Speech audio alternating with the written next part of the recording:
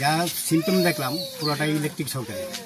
হ্যাঁ, কোনো না কোনো কারণে হয়তো এটা বডি ইয়ে রয়েছে, তখনই এটা তারা সব করছে আর কি। এটাই এখান থেকে হয়েছে।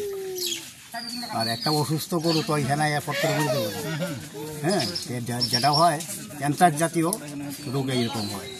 হ্যাঁ, তো ক্যান্সার জাতীয় রোগে যদি এরকম হয় তখন তার ন্যাচারাল অরিফিস দিয়া রক্ত বসিয়ে আসবে। এখানে কোনো রক্তই নাই, গ্যাস। আর স্কিনের বডি কোট একটু কালচে কালচে হয়ে গেছে।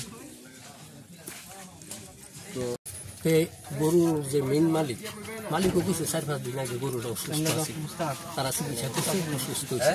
তো গরু যদি আমরা তো কাজ করি, কাজ করানোর সময় আমরা কাজ করে লাইন খুলে যাই, আমরা লাইন লাগাই থাকে না।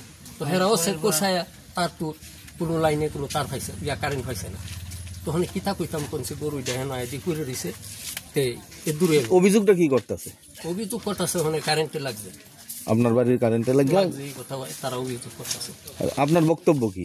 আমার বক্তব্য, তারা তো কারেন্টের অফিসটা আছে, তারা তো চেক করছে, চেক করে দেখছে কারেন্ট নাই।